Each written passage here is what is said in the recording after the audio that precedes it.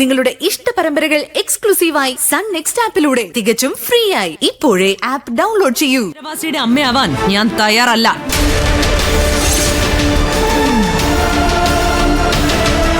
ശിവാനി, നീ നിധിയും കൂടി റൂമിലേക്ക് പോ.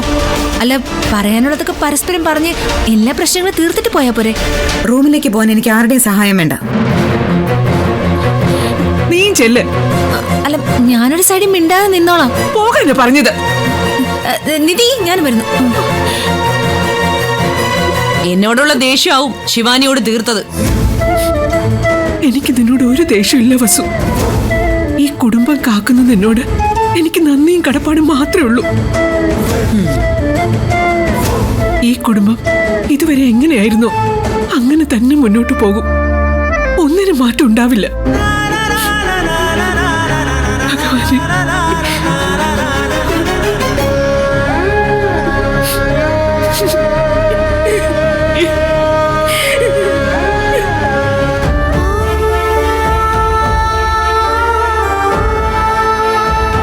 നിധി, നീ പണ്ട് ഇങ്ങനെയൊന്നും ആയിരുന്നില്ല.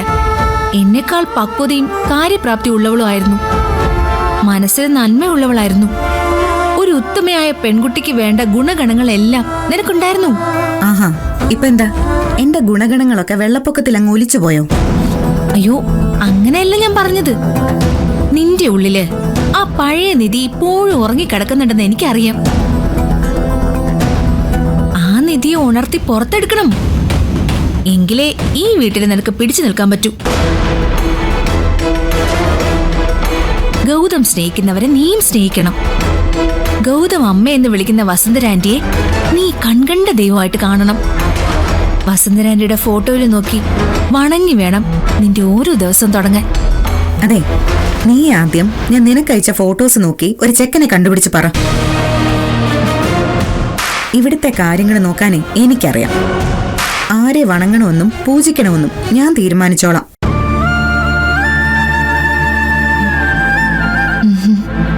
ഞാൻ നിധിയൊന്ന് സമാധാനിപ്പിക്കായിരുന്നു. നന്നായിട്ട് ഗുണദോഷിച്ചിട്ടുണ്ട്. ഇനി ഇവള് നേരെ ആയിക്കോളൂ ആന്റി. ശരി, നീ ചെല്ലേ. ഓ, ഇനിയും എന്റെ സഹായം ആവശ്യമുണ്ടെങ്കിൽ വിളിച്ചാ മതി.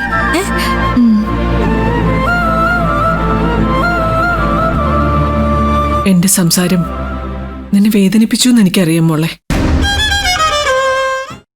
നീ സംസാരിച്ചത് എനിക്ക് വേണ്ടിയിട്ടാണെന്ന് അറിയാം.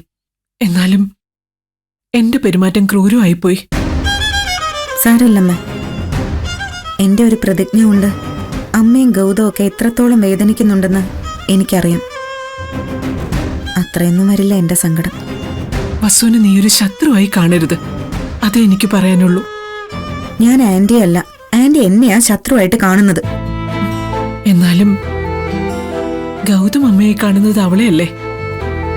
നീ കുറച്ചുകൂടി വിട്ടുവീഴ്ച കാണിക്കണം മോളെ. ആന്റിയുടെ മുമ്പില് ഞാൻ ഭൂമിയോളം താഴ്ന്നാ നിൽക്കുന്നത്. ഇനി ഞാൻ പാതാളത്തോളം താഴണമെങ്കിൽ അതും ആകാം. പക്ഷെ അതിനു മുൻപ് എന്റെ ഒരു ചോദ്യത്തിന് ഉത്തരം കിട്ടണം. അമ്മ തരൂ ആ ഉത്തരം. എനിക്കറിയാവുന്നതാണെങ്കിൽ പറയാം. എങ്കിൽ പറ, ഗൗതം എന്തിനാ വസുന്ധര ആന്റി അമ്മ എന്ന് വിളിക്കുന്നത്?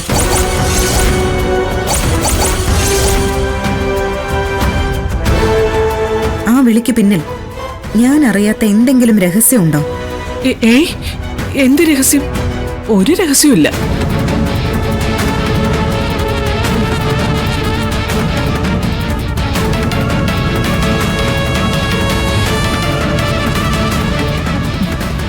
അത് വസു കുടുംബജീവിതം വേണ്ടെന്ന് വെച്ചതാ. അതുകൊണ്ട് തന്നെ അവൾക്ക് മക്കളും ഭർത്താവും ഒന്നും ഇല്ലല്ലോ.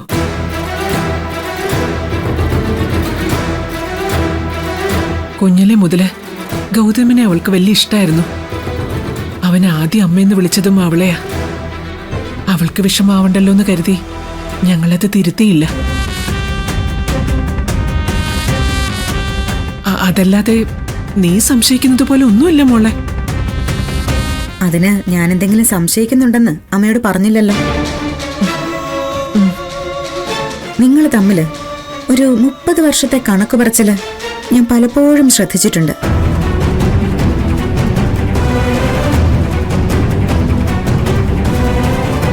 അതും ഈ അമ്മ വിളിയും തമ്മിൽ ബന്ധമൊന്നും ഇല്ലായിരിക്കുമല്ലേ? ആ, ഏ ഒരു ബന്ധവുമില്ല. എന്ത് ബന്ധം? അത് വേറെ ഇത് വേറെ.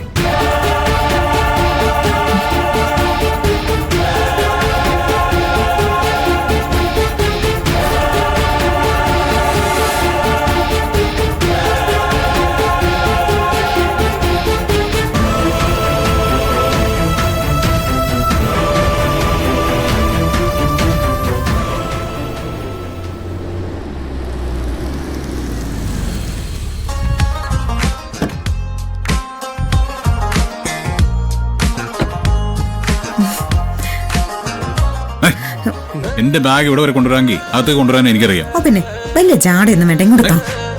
നിധി, നീ കാണിക്കുന്ന ഷോ എനിക്ക് തീരെ ഇഷ്ടപ്പെടുന്നില്ല. ഷോയോ? എന്റെ സ്നേഹത്തെ കുറിച്ച് ഓഫീസിൽ വെച്ച് ഗൗതം ഇങ്ങനൊന്നും അല്ലല്ലോ പറഞ്ഞത്. എന്ത് സ്നേഹം? വെറുതെ പഞ്ചാരി അടിക്കുന്നതും ഫുഡ് വരി തരുന്നതാണോ സ്നേഹം? ഏ, എന്താ ഇങ്ങനൊക്കെ പറയുന്ന ഇപ്പോ? ഓഫീസിൽ വെച്ച് വലിയ പ്രേമം കാണിച്ചിട്ട് ഇവിടെ വന്ന് എന്നെ വെറുക്കുകയാണോ? പിന്നെന്താ, എന്റെ സ്റ്റാഫിന് മുന്നിൽ വെച്ച് വഴക്കിടണമായിരുന്നോ? സ്ട്രേഞ്ചേഴ്സിന് നമ്മൾ ഭാര്യ ഭർത്താക്കന്മാരാണ്, റിയൽ കപ്പിൾ. ബെഡ്റൂമിൽ നമ്മൾ അന്യരാണെന്ന് അവർക്കറിയില്ലല്ലോ. അതുകൊണ്ട് നമ്മൾ അവർക്ക് മുമ്പിൽ മാതൃകാ ഭാര്യ ഭർത്താക്കന്മാരാ. അപ്പോ എല്ലാം ആക്ടിങ് ആയിരുന്നല്ലേ? ആ, അത് നിനക്ക് മനസ്സിലായില്ലേ? ഇല്ല, ഞാൻ എല്ലാം റിയൽ ആണെന്ന് കരുതി. നിനക്ക് ശരിക്കും നോവട്ടടി. എന്നാലും ഞാൻ അനുഭവിക്കുന്ന കഷ്ടപ്പാട് നിനക്ക് മനസ്സിലാവും.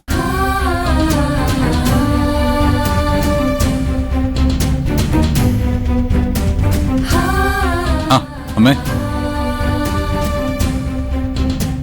എന്നെ കണ്ടിട്ട് അമ്മ എന്താ ഓഫീസിലെ വിശേഷങ്ങളൊന്നും ചോദിക്കാത്തത്? ഞാൻ അറിയേണ്ട എന്തെങ്കിലും വിശേഷം ഉണ്ടെങ്കിൽ നീ അതെന്നോട് പറയുമെന്ന് എനിക്കറിയാം. ചിലതൊന്നും പറയില്ല എന്നും അറിയാം. അമ്മ എന്താ അങ്ങനെ പറഞ്ഞു? അമ്മ അറിയാത്തതൊന്നും ഓഫീസിലോ എന്റെ ജീവിതത്തിലോ ഇല്ല.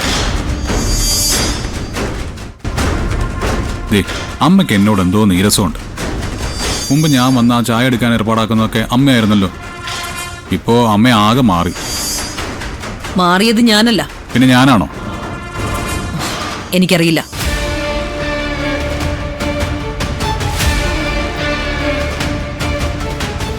ഈ വീട്ടിലിപ്പോ എന്റെ സ്ഥാനം എന്താണെന്ന് പോലും എനിക്കറിയില്ല. എല്ലാവരും ചേർന്ന് എന്നെ ഒറ്റപ്പെടുത്തി. ഈ പകല് മുഴുവൻ ഞാൻ തനിച്ചായിരുന്നു. പിന്നെ ഇത്ര നേരം വിക്രമാദിത്യന്റെ തോളിലെ വേതാളത്തെ പോലെ ശിവാനി തോളിൽ തൂങ്ങിക്കിടപ്പുണ്ടായിരുന്നു. എന്നിട്ട് ഒറ്റപ്പെടല്. നീ എന്താ പിറുപിറുക്കുന്നത്? ഈ ലോകത്ത് എല്ലാവരും തനിച്ചാണെന്ന് പറഞ്ഞതാ. ജനിക്കുന്നതും മരിക്കുന്നതും ഒക്കെ തനിച്ചല്ലേ? ലോകതത്വം. ഇവള് ലോകതത്വം പറഞ്ഞതാ. ഓഫീസിലേക്ക് ഇന്ന് അമ്മ ഉണ്ടാക്കി നിധിയുടെ കയ്യിൽ കൊടുത്തുവിട്ട ഫുഡ് സൂപ്പറായിരുന്നു. ആ,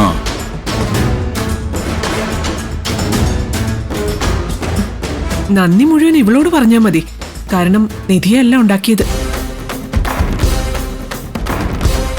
ആ ഉണ്ടാക്കിയത് നിധിയാണെങ്കിലും പറഞ്ഞ് ചെയ്യിപ്പിച്ചത് അമ്മയാണല്ലോ. അത് മതി.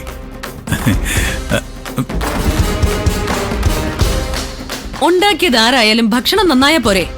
അടുക്കളയിലെ കാര്യങ്ങളൊക്കെ അവന്റെ മുമ്പിൽ വിളമ്പേണ്ട കാര്യമുണ്ടോ? പാവം ആന്റി, ഞാൻ ഉണ്ടാക്കിയതിന്റെ ക്രെഡിറ്റ് അടിച്ചെടുക്കാൻ നോക്കിയതാ. ചീറ്റിപ്പോയി. അയ്യോ മഹാമായേ, എനിക്കൊരു ക്രെഡിറ്റും വേണ്ടായേ. ഒക്കെ നിനക്ക് തന്നെ ഇരിക്കട്ടെ. പക്ഷേ ഗൗതമിന്റെ ക്രെഡിറ്റ് മറ്റാർക്കും തരാൻ ഞാൻ ഉദ്ദേശിച്ചിട്ടില്ല. മനസ്സിലായോ?